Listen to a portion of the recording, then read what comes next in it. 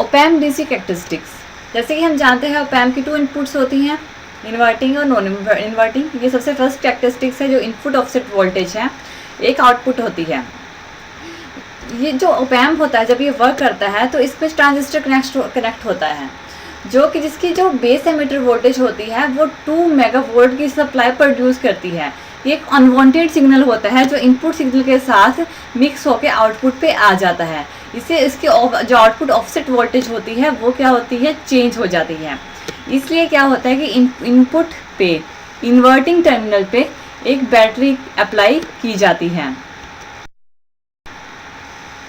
जो कि 2 mega volt की होती है, जिससे जो आउटपुट वोल्टेज आती है वो जो आउटपुट ऑफसेट वोल्टेज होती है वो 0 वोल्ट की होती है, और जिसके कारण ऑफसेट वोल्टेज है वो क्या डिस्टर्ब नहीं होती।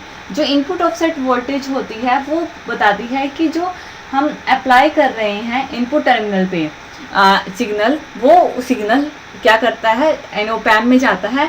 ओपैम्प को उसके एम्पलीफायर सिग्नल को बैलेंस करने के लिए ऑफसेट वोल्टेज प्रोवाइड की जाती है, और यहाँ पे 2 मेगावोल्ट की सप्लाई करने से इन्वर्टिंग टर्मिनल पे ऑफसेट वोल्टेज चेंज नहीं होती और 0 वोल्ट ही रहती है। लेकिन नॉन इन्वर्टिंग टर्मिनल क्या होता है, इसी टाइम पे ग्राउंड होता है। और आउटपुट ऑफसेट वोल्टेज को 0 रखने के लिए, रिड्यूस करने के लिए एक और वे होता है कि जब उसे एक्सटर्नल सप्लाई दी जाए। जब उसे एक्सटर्नल सप्लाई दी जाती है, यहाँ पे हम 10 किलो ओम का रजिस्टर लगाते हैं जिस पे नेगेटिव सप्लाई दी जाती है। जब इसे एक्सटर्नल सप्लाई दी जाती है, ओपैम्प जो जिसकी टोटल 8 पिन्स होती हैं, सेकंड और थर्ड पिन जो कि इनपुट की होती है, फोर्थ और 7th पिन जो सप्लाई प्रोवाइड करते हैं ऑपोजिट होती है, और 6th पिन जो आउटपुट की होती है, और जो एक्सटर्नल सप्लाई करते हैं वो 1 और 5th पिन जो कि ऑफसेट वोल्टेज की होती है उस पर अप्लाई की जाती है। इससे क्या होता है कि जो आउटपुट वोल्टेज है, ऑफसेट वोल्टेज है, वो क्या होता है, रिड्यूस टू 0 हो जाता है और सिग्नल में डिस्टॉर्शंस नहीं आती हैं। ये प्रिवेंट करता है हमारे सिग्नल को। जो आउटपुट ऑफसेट वोल्टेज आएगी वो क्या हो जाएगी, 0 हो जाएगी, जो लोड के क्रॉस मिल जाती है। नेक्स्ट है हमारी इनपुट बायस करंट। जो ओपैम्प होता है उसमें कुछ बायसिंग वेव प्रोवाइड करनी पड़ती है करंट फ्लो करवाने के लिए, और अगर हमारी नॉन इन्वर्टिंग ग्राउंड है, इस पर कोई वोल्टेज नहीं है, अगर हमारे इनपुट पे 0 वोल्टेज है तो ऑब्वियसली आउटपुट भी 0 आएगी। और यहाँ पे जो नॉन इन्वर्टिंग टर्मिनल है उसमें IB पॉजिटिव करंट फ्लो हो रहा है, और यानी जो बायस करंट है IB पॉजिटिव है, और इन्वर्टिंग पे IB negative bias current flow हो रहा है। जो पॉजिटिव है ये तो ग्राउंड है, यहाँ पे कोई करंट नहीं है, लेकिन जो IB नेगेटिव है वो फीडबैक रजिस्टर की वजह से प्रोड्यूस हो रहा है। RF के अक्रॉस भी कोई ना कोई वोल्टेज ड्रॉप होती है जिसके कारण IB करंट फ्लो होने लग जाता है, और जो आउटपुट है वो 0 नहीं होती, यानी कि हमारी कुछ ना कुछ ऑफसेट वोल्टेज प्रोड्यूस होती है, जिसके कारण क्या होता है, इसको रिड्यूस करने के लिए एक कंपनसेशन रजिस्टर लगाया जाता है, जिससे क्या होता है कि हमारी आउटपुट वोल्टेज 0 हो जाती है और यानी ऑफसेट वोल्टेज प्रोड्यूस नहीं होती। इसमें क्या है कि जो वोल्टेज होती है across input feedback open loop में, उसको सबसे पहले वोल्टेज जो कि हमने इन्वर्टिंग टर्मिनल पे दी है, माइनस टर्मिनल पे V इन, यानी -V वोल्टेज प्लस 0, ये ग्राउंड है नॉन इन्वर्टिंग इसलिए इसको 0 लिया गया है, प्लस VF जो वोल्टेज ड्रॉप हो रही है हमारे फीडबैक रजिस्टर पे वो VF, और माइनस आउटपुट वोल्टेज जो कि इज इक्वल टू 0 आ जाती है, यानी कि V output is equal to 0 हो जाती है, और इसी कारण हमारे क्या होता है, ऑफसेट वोल्टेज 0 हो जाती है, और आउटपुट पे जो कोई भी अनदर डिस्टॉर्शन इन जो वोल्टेज है वो प्रोड्यूस नहीं होती।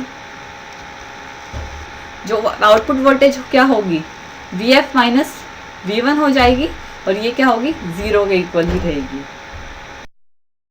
नेक्स्ट कैरेक्टरिस्टिक्स है input offset current. Input offset current में जो ओपैम्प है उसके जो ओपैम्प में जो ट्रांजिस्टर लगा होता है उस पर बेस एमीटर वोल्टेज प्रोड्यूस होती है।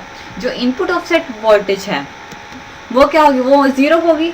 इससे क्या होगा, तो हमारा आउटपुट पे 0 होगी। अगर हम इनपुट पे 0 वोल्टेज दिया है तो आउटपुट पे भी 0 आनी चाहिए, लेकिन बेस एमीटर वोल्टेज की वजह से क्या होता है कि ओपैम्प में कुछ ना कुछ ऑफसेट वोल्टेज प्रोड्यूस होती है, अनवांटेड जो वोल्टेज है वो प्रोड्यूस होती है, एम्पलीफाई होगी।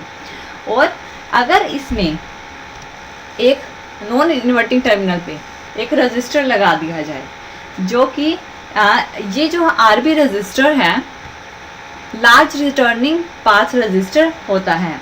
आउटपुट ऑफसेट, इससे क्या होता है कि अगर इसकी वजह से भी कोई ना कोई आउटपुट वोल्टेज एग्जिस्ट हो रही है, प्रोड्यूस हो रही है, तो नॉन इन्वर्टिंग टर्मिनल पे एक रजिस्टर लगा दिया जाता है। ग्राउंड और टर्मिनल के बीच में, ग्राउंड और टर्मिनल के बीच में एक रजिस्टर लगा दिया जाता है। कोई ना कोई वोल्टेज तो प्रोड्यूस होगी ही, यानी कि अगर यहाँ पर रजिस्टर है तो लगाया है तो कोई ना कोई वोल्टेज प्रोड्यूस होगी नॉन इन्वर्टिंग टर्मिनल पे, जिससे यानी बायस करंट जो फ्लो होगा आरबी के अक्रॉस, अगर इसमें है तो इसमें बायस करंट भी फ्लो होगा। और इसमें जो है अनवांटेड इनपुट वोल्टेज क्या हो जाती है, कभी कभी एम्पलीफाई हो जाती है, आउटपुट जो ऑफसेट वोल्टेज है वो प्रोड्यूस होने लग जाती है। तो ये जो फॉर स्मॉल वैल्यू का आरबी रजिस्टर है, इसको अनवांटेड इनपुट वोल्टेज क्या होती है, एम्पलीफाई हो जाती है और एक आउटपुट पे एक ऑफसेट वोल्टेज जनरेट करती है। और स्मॉल वैल्यू का जो रजिस्टर है आरबी जो नॉन इन्वर्टिंग टर्मिनल पे लगा हुआ है, रिटर्निंग पाथ एक जो बनता है हमारे ओपैम्प में, उसको रिड्यूस करने के लिए इन्वर्टिंग टर्मिनल पे भी सेम वैल्यू का रजिस्टर लगा देते हैं, जिससे क्या होता है कि आउटपुट की ऑफसेट वोल्टेज है वो ज़ीरो हो जाती है।